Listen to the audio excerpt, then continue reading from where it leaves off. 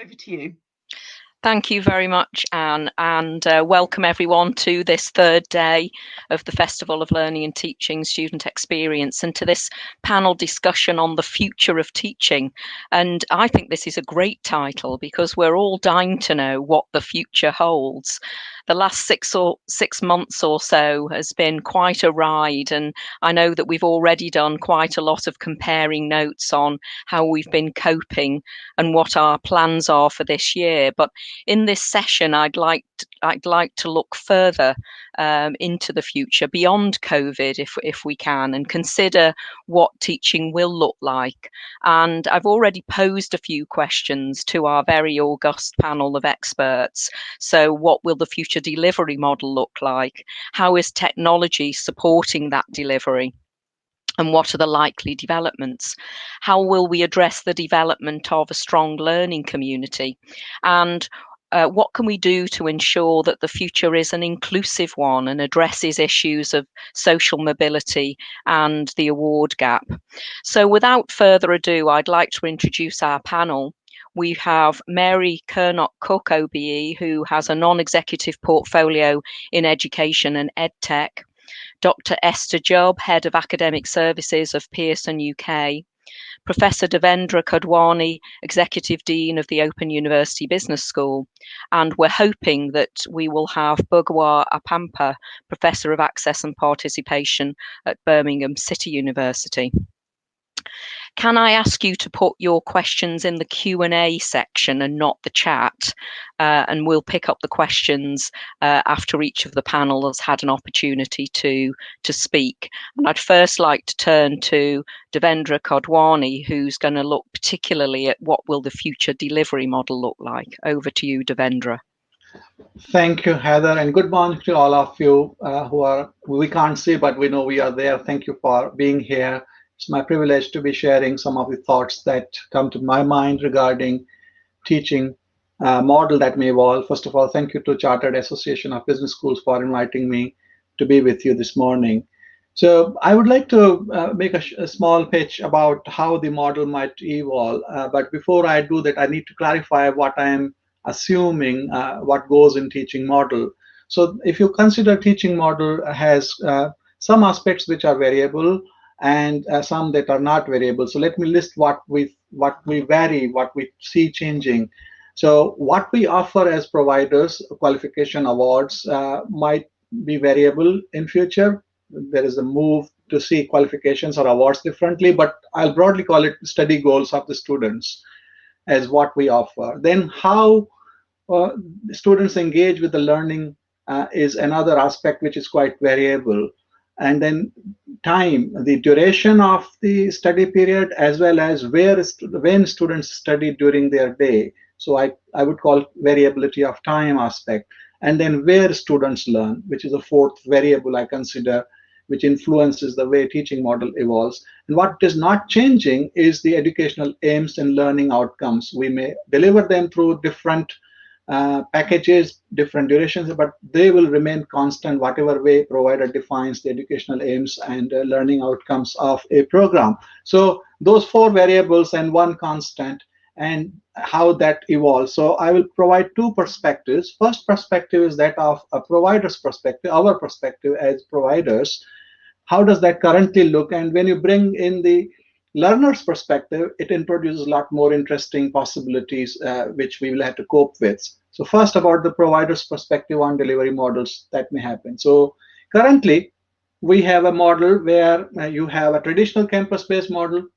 Then there is some blended model where educational technology is blended with the current traditional model of campus-based. And then you have online-only providers such as our kind of institution, the Open University. So I call this MUMS model, that is multiple models provided by sole provider. So MUMS, sole provider. But these are the variations that a traditional or conventional university offers. So I call it MUMS model, which may include online only or blended or traditional campus.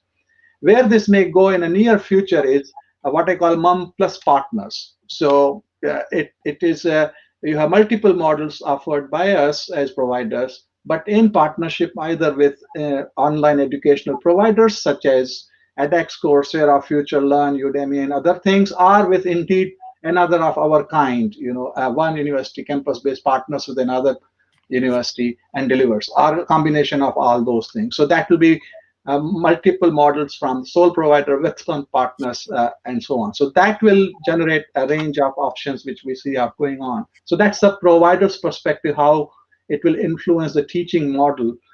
Now, if I bring in the learner's perspective and see those four variables I said, how they might change.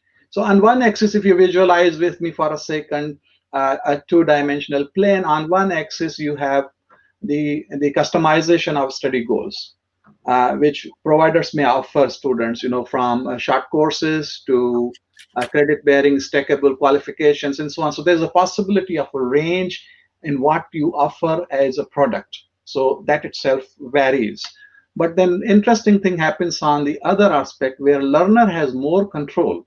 So I call this personalization index or personalization of learning, which will not only capture how the learner engages with learning, which is through media or in the classroom, but also when and where they engage with learning. So we are used to face-to-face conferences. Today we are engaging with each other through this digital medium. So we are choosing to engage in this conversation through this medium.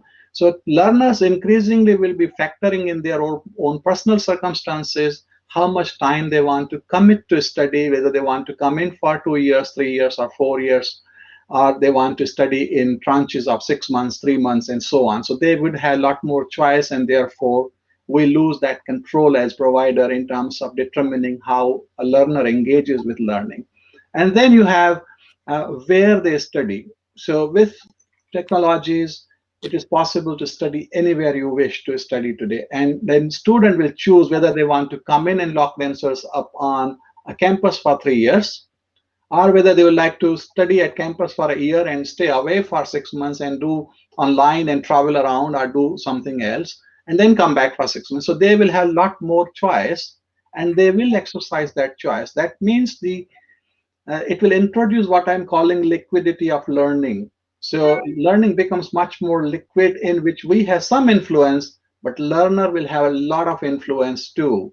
And we will have to respond that by agreeing or making choices about how much personalization we want to do. And this will lead to lot more different fluid models of teaching in future. I would like to discuss more in the Q&A, but I would like to stop by saying that I'm looking at the teaching models being a combination of how much of customizations the providers want to allow and how much of personalization of learning providers want to make it possible for the learner. And based on those two parameters, we would see a range of teaching models that will evolve in the future. And I would like to stop there by saying thank you, and back to Heather. Sorry, I'm muted, Heather. I love the term liquidity of learning, Devendra. I think that could really catch on. I really like that. And just to welcome Bugewa, and who's finally joined us. So thank you. We'll be coming to you shortly, Bugewa. So thank you, Devendra. And we move on to Esther Jubb. Good morning, CABS conference. I'm delighted to be here. I want to thank CABS for inviting me to join this panel. I'm going to try and link the two of Heather's questions around the delivery approach, but also the link to the learning technology, because I think there's something about developing a sustainable approach that universities have got to move towards. That pivot has showed us, the spring pivot that we had, where everybody had to move online very, very rapidly, that it's a huge amount of effort to do this change of mode of delivery very quickly. In preparing for 6 months for what could be a slightly different mode of delivery for September 2020, there's still a huge amount of effort. And that amount of effort isn't sustainable for universities without a more strategic approach to whatever those modes of delivery might be. I think that universities are needing to consider how to be more resilient and agile to the change in demands, especially around learning delivery. I think they would probably argue that they've been more agile around student number or student expectations, but actually the mode of delivery has changed very little, I would say, in all of my time in higher education. And having been passionate about technology and education for close to 20 years, I almost feel like my time has come. And I'm almost reveling in this experience, but others, of course, are finding it much more difficult. And I think universities have got to be mindful of this multimodal form of delivery that many of them are seeking to achieve, that it doesn't lead to both staff and student burnout in trying to achieve that multimodal form of delivery. And I think that it's incumbent upon institutions to manage learner expectations around what is possible, especially in the short versus the long term. Also to think more carefully about designing experiences rather than just replicating experiences. I'm a big advocate for learning design and actually thinking about how you achieve learner outcomes in different ways, not constantly seek to reuse the ways that you've used and insert technology to support them. I think that my second point would be around the digital skills and how important that is going to be both for learners and for academics in this process. JISC has done a huge amount of work, which seems, from my experience anyway, to kind of disappear into the mists of time around digital capabilities. And I think now the need for digital capabilities across the board for universities, a renewed emphasis on that is going to be extremely important, whether that's embedding those digital capabilities in the curriculum, embedding them within staff development. I think that a revisit of this and looking at it from the perspective of how we use those digital capabilities to deliver higher education is going to be really, really important. My third point is around return on investment. And having worked in higher education for a number of years, I was the head of technology enhanced learning at a university in the UK. I know that institutions spend and invest a huge amount of money in technology for their campuses and also other technologies. The problem is that really, really funky digital playrooms aren't really used to us at the moment. And actually the return on investment that institutions are going to need to get out of is the virtual technologies that they've got for their students to use. And in some respects, I see this as an opportunity that if you're paying several £100,000 a year to support your virtual learning environment, you want that virtual learning environment to support as many learners as you possibly can in ways that you really want them to be supported. And so I see there being a real opportunity around the growth of technologies that support learners at distance rather than really funky playrooms on campus. And don't get me wrong, I love them. However, they're not much use to you at the moment. And then finally, and this is my little hint of pessimism, is that I don't see institutions having huge amounts of money in the coming years to invest in new technologies. And actually, they're going to be looking for what works. And they're going to have to be thinking about how you innovate with what you have rather than buying in innovation from different quarters. And so developing a sustainable approach, developing digital skills, improving your return on investment, and then finding out what works effectively, I think are my four things that I would think about in terms of delivery model and technology. Great, thank you very much indeed, Esther. That was really interesting, and I think you're absolutely right about return on investment. I think, you know, we're all struggling with budgets at the moment, and that is a big issue for us. Okay, moving on to Mary Curnock. Thanks very much, Heather. And Esther, I completely agree that watching the shift between investment in physical estate and over to digital estate will be a really interesting thing to watch over the next few years. So for me, the future of teaching is incredibly important in business schools.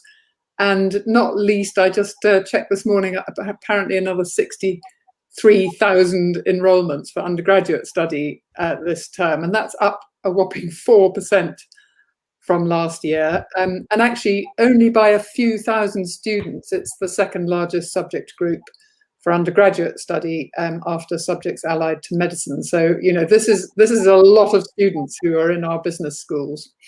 I also noted business studies is growing in popularity in schools as well. It's in the top 10 A-level subject choices for both boys and girls, and it remains one of the most popular BTEC courses as well.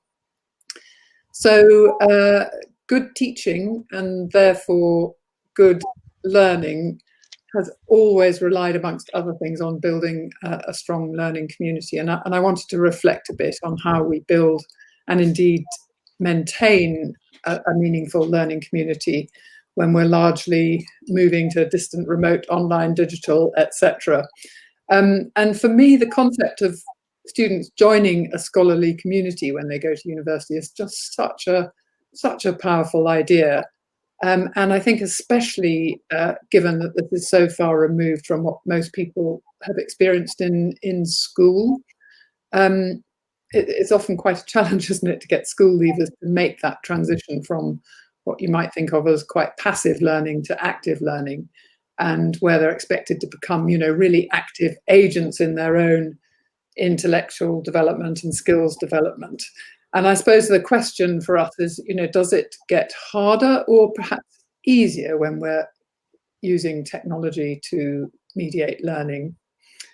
But I just wanted to start by challenging some foundation thinking about digitally mediated learning. And I'd really love to completely banish the current lexicon of remote or distance learning. After all, you know, we don't think of WhatsApp as distance communication, do we? Or remote communication. It's just communication. And in the same way, I think tech-enabled learning is just learning. Things that are distant or remote don't really feel like community builders to me.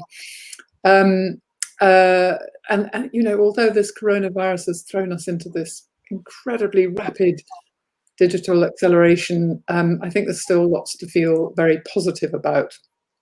I think we need to be careful about making too many assumptions about our students' digital literacy, but the reality is that for most millennials and Gen Zers, meeting and socializing with people online is absolutely an everyday part of their lives. Unfortunately, of course, their experience in school is still very much in the 20th century with physical books and paper exams and assignments. And I think that means that learning online and digitally is not so normal for them, although of course they've also had to make a big change over the last few months. But if part of what we do is to teach our students to learn, then it's also absolutely vital that we teach them to learn well online. It's a skill that will serve them really well through their adult and working lives. Learning, personal enrichment, personal development is moving online in the workplace as fast as it is anywhere else. And many of our students, most of our students, will join employers who will have, for example, online onboarding and induction processes. They'll do their compliance training online. And of course, career advancement is much more available to people who are adept at using online resources, often free of charge, if they want to up their skills and knowledge throughout their careers. So for universities and business schools who've been kind of catapulted into the online teaching and learning world, I think there's plenty to go after. Building a learning community for our students is different online, but I definitely don't think and hope it doesn't have to be worse. As teachers, it may be necessary to facilitate social interaction between students and also to bring some structure to the social learning that goes on. I think many students have been doing that kind of instinctively anyway, but we perhaps need to put some framing around that. I also think that involving students in co-creating the new norms of digitally mediated learning will be incredibly fruitful. and help bond the scholarly community through a sense of shared endeavour and a shared stake in the outcomes. So if we're going to take advantage of the new possibilities opened up by this catapulting into the digital age, then I really think we've got to stop drawing this imaginary line between digital and face-to-face learning, and definitely stamp out the idea that face-to-face is good and online is only a kind of second best.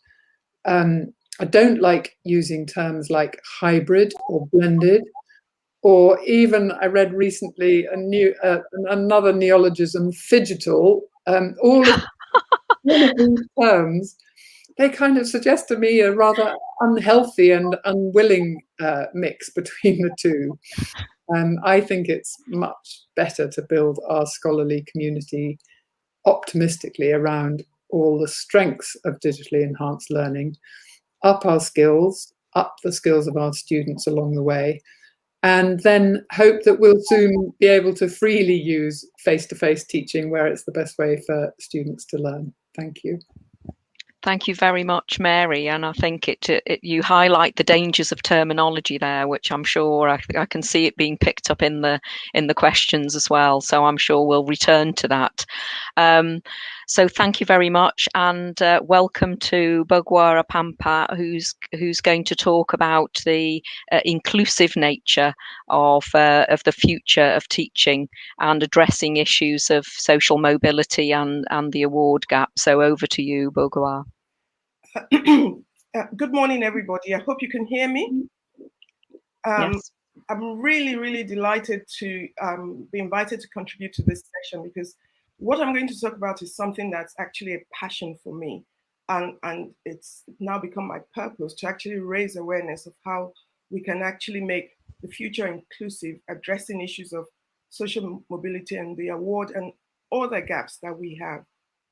So it's widely accepted that the best time to reshape culture is during a crisis. So the cataclysmic events of 2020 have rightly resulted in a shift in our thoughts and behaviors, almost instantly in the way we work.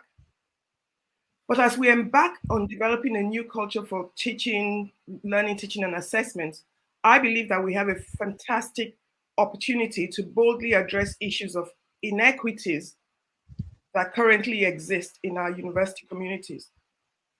The status quo in which people who are marginalized and disadvantaged, and that means students as well as staff, must not be taken forward into the new norm. Rather, what represents the old norm, which, for example, has resulted in widening participation not being correlated with improving social mobility, must be dismantled and replaced by a model that's authentically centered on equity and fairness for all. So I believe that this is a watershed moment of boldness and leadership to bring about change. I'll focus on 4 points that I suggest is adopted to take advantage of the crisis that resulted from COVID-19 and as well as the Black Lives Matter movement. And I contend that this would help to ensure that the transformational power of higher education is realized by all. First, we must develop a shared understanding for the term inclusion. What does it actually mean? I hear people talking about inclusive curriculum, and to me, inclusion, it's not about the curriculum, it's about the whole community. Because the university is actually a microcosm of the society that we live in, and it's got to be truly inclusive. So I've come up with something I came across, that a truly inclusive university is one in which people from all demographics, whether it's their race, ethnicity, religion, sexual orientation, disability, or any other characteristic, are fully accepted, welcomed, and respected. We will know that we've achieved this utopia, and I call it a utopia very carefully, because I know it's going to be difficult. We will know we've achieved this utopia when there's no longer a need for terms such as BAME. Many people don't like BAME. Heterogeneous group of people. Even within Africa, we're all different. LGBTQ. Why do we need a separate category to describe people? Heterogeneous groups of people. If we're doing the right thing, do we need equality charters to ensure good practice? Because everyone will be empowered to work or study in an environment in which they can produce their best without fear of prejudice, stereotypes, or discrimination. So let me fess up now. I think I've drank the Trump Kool-Aid, said to in one of his interviews. Second, issues of social mobility and awarding gap are also impacted by our institutional policies and practices. I know this from firsthand experience because I've had to sort of rewrite one of our policies, which was adversely affecting certain groups of students. We must learn to listen to the voices of the marginalized, to learn and bring about this dismantling of the systemic inequities due to class, privilege, and race. So it's not just race, it's also about class. And perhaps a lot of what we have to deal with comes from the class division. That's been historically applied to certain groups and have resulted in diminished access to opportunity. Somebody once said, the cry of the poor is not always just, but if we don't listen to it, we will never know what justice is. So we need to proactively create safe spaces where we can ask questions and have difficult conversations that are necessary to facilitate knowledge and understanding. And I want to thank CABS for bringing about this conference, because yesterday I attended a brilliant session from a senior lecturer in law at Northampton who was talking about inclusion. It was a fantastic session. Furthermore, the gateway to recruitment must be diversified, as this we know would improve performance. Whiteness of the academy persists under the guise of meritocracy. But what really is meritocracy? Who are the gatekeepers that are locking out talents? Who decides on what qualities are expected in a future leader? I'm not a business school, I'm a pharmacist, that's my background. But I would challenge you and say, what is excellence? Who decides on what excellence is? I was at a recent webinar where an academic leader asserted that excellence is not innocent or benign. The system as we see it works the way it was designed to work. And that's why it always throws up people who look a certain way and are of a certain gender. I believe that a failure to recruit or promote a diversity of staff at all levels in higher education represents stolen promise. I'm not advocating that we calculate how many non-white faces should be recruited into leadership positions, because I know that BAME faces in high places alone cannot bring about progress. What you need is an ideological change to actually see that everybody, many people of different sort of ethnicities have the same potential as others who are actually in those positions. What I'm asking for is that recruiters should pay attention to personal values, pay attention to passion, potential, and a sense of purpose when making hiring decisions. Representation actually matters for our students because it promotes in them a sense of belonging, inspiring them when they see someone who looks like them in a position of power. When these students only see people who look like them in lowly jobs, maybe cleaning or whatever it is, this is internalized with a potential impact on what's described as the invisible classroom, the brain.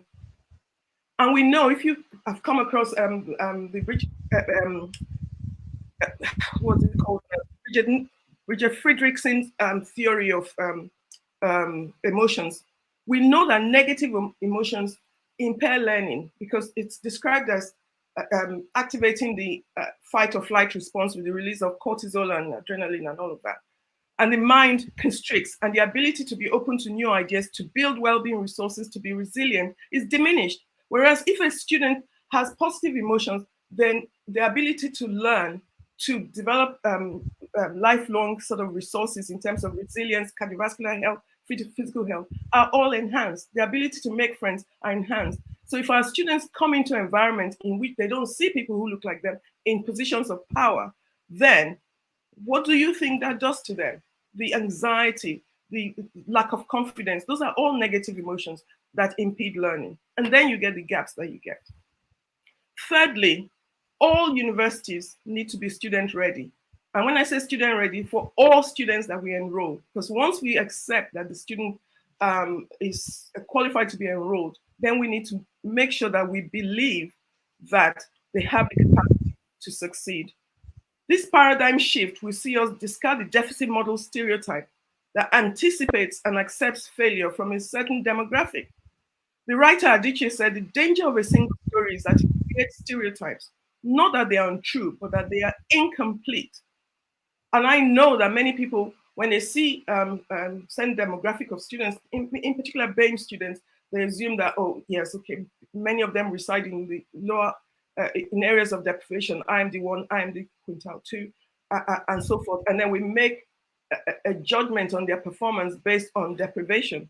And I'm saying that's stereotype. We must adopt an asset-based approach which affirms that each student has the strength and the capability to learn. And that would help us close the award gap, ultimately enhancing their social mobility. And I've heard, okay, I know I joined late because of technical problems, but in this new environment where we're talking about going digital, I would, if you're really student ready, remediation for digital poverty would be a given. It's not something you would discuss because you already know, you already make adjustment to deal with digital poverty. Unfortunately, I still hear peers describing Generation Z students as being somewhat limited in terms of them not taking responsibility for their learning. They're spending more time on social media and their transactional approach to learning. I'm sure many of you would concur that the notion of an ideal undergraduate from 20th century, from my generation, is a myth. I believe as academics, the onus is on us to create a passion in our students for outcomes-focused learning. Use the tools they engage with, use social media, use whatever it is.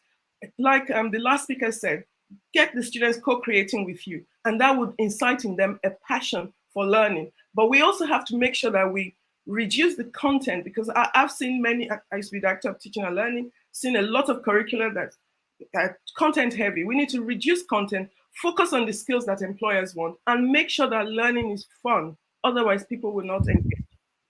Finally, I'm going to have to stop you there, Bugewa, because I'm conscious that we need to have some time for questions, and we're going to run out of time. And I know you've got one more point to make, but I'm hoping that we can pick that up in the questions. I think it would be a shame to have bill this as a panel, as a Q&A when we don't have much Q&A. So I'll go to the questions and come back to you if we have some time to finish off. But I think you make a really great point about the importance of personal values representation and the need to reduce content. So just to go to some of the questions, we won't have time for all of them, but I'll go first to Kathy Minute-Smith, who's asking, are changing student expectations a further variable or a factor to be considered across the other changing variables? And Devendra, what would you say to that?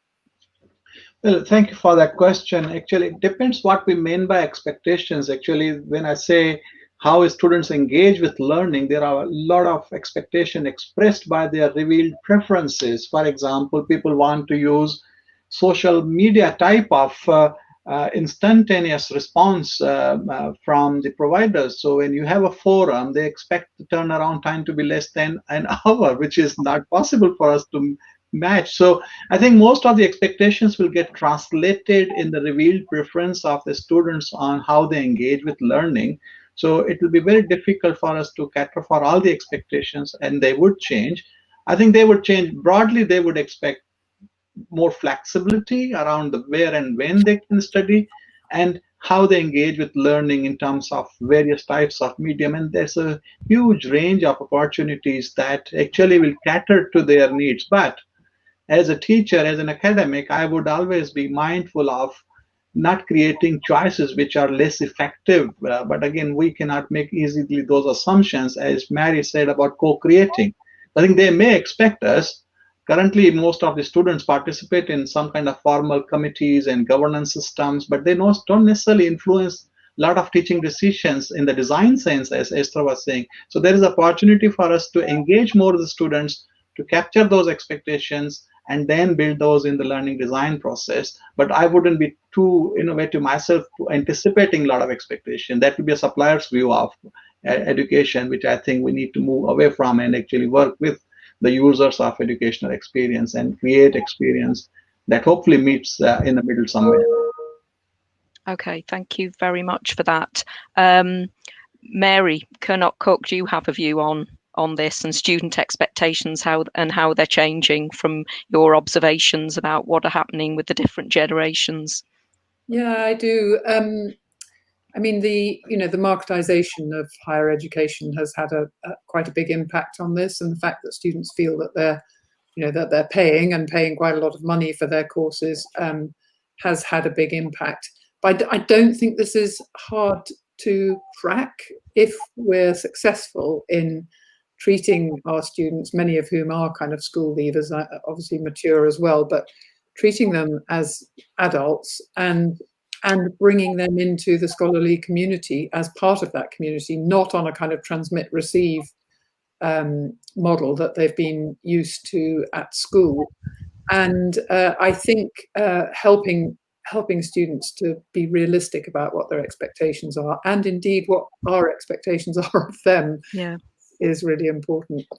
Okay, thank you very much. And very quickly, I think we've got time for one more, and this is a question about mindsets and the mindset that we are trying to create in business graduates, and having more of an entrepreneurial mindset.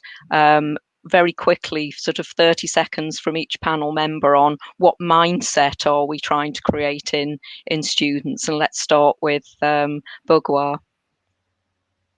Mindset we're trying to create in students. I believe that we need to create in students a mindset in which they see an integrated society. Education has a role in ensuring that society is integrated, and that requires representation from all. Whether they look like you or not, it doesn't matter. We're all human, one human race. So that should be the focus. Otherwise, we're in trouble. Great. Okay. Thank you very much for that. And Esther? I would like to see learners that are brave and intrepid and not fearful of failure. I think one of the strongest things that we can help our learners be is resilient in the face of things that are going to change. And if they aren't resilient, if we weren't resilient, how would we have coped with the last 6 months? If we weren't resilient, how are we going to cope with the next 6 months? How are we going to be agile? How are we going to be responsive? And so bravery, I think, for me is really important, but resilience so that you can have multiple battles, not just one. Great, thank you very much. And Mary? I really like the way the question is framed, actually, that a mindset that's entrepreneurial as opposed to a kind of an employment mindset, because I just think that the world of employment has, even before COVID, had changed so enormously. And the way that people work now is just something completely alien, from when I first started work. So I think that more adventurous, more flexible mindset, without the kind of worry of, job for life and so on, which went before, that actually people can have very exciting careers. I do think it's incumbent on business schools, though, to make sure that they're delivering the skills that are that support this, particularly kind of around data and digital skills, which are a kind of essential part of almost any job in any business or any task now. Great, thank you. And Devendra, mindset. Thank you. I would say very quickly, 3 things. One is that while they must be enterprising, and related to that is ability to understand that uncertainty is part of life. And as related to that is ability to take long-term view of a lot of decisions that they would take as entrepreneurs or as executives in the companies, because too much focus in last 150 years as part of industrialization on short-term and not being able to see the global impact of the business has led to a lot of problems in climate and other areas. So long-term view, ability to stay with uncertainty, and both of those things are enabled, in my opinion, to have a lifelong learning mindset. Lifelong learning mindset. Okay, that's really interesting, and thank you all for that. I think the sessions highlighted a lot of interesting points and thrown up some very interesting terminology, but clearly coming through are issues around values, around bravery, about inclusivity, the need to focus on skills rather than content, the need to be very clear about our terminology and the way that we position things, but clearly the future is a very different one, and we're all going to have to embrace that in this brave new world. I'd like to thank all the panel members for their contributions today, to Mary Curnock-Cook, to Dr. Esther Jubb, to Professor Devendra Kodwani, and Professor Bugewa Apampa. Thank you all very much for giving us your valuable time and expressing your thoughts on this really important topic. And thank you all to our audience for their interaction, the chat and the questions that you've posed. Thank you all very much, and enjoy the rest of your day. Thank you. Thank you. Thank you.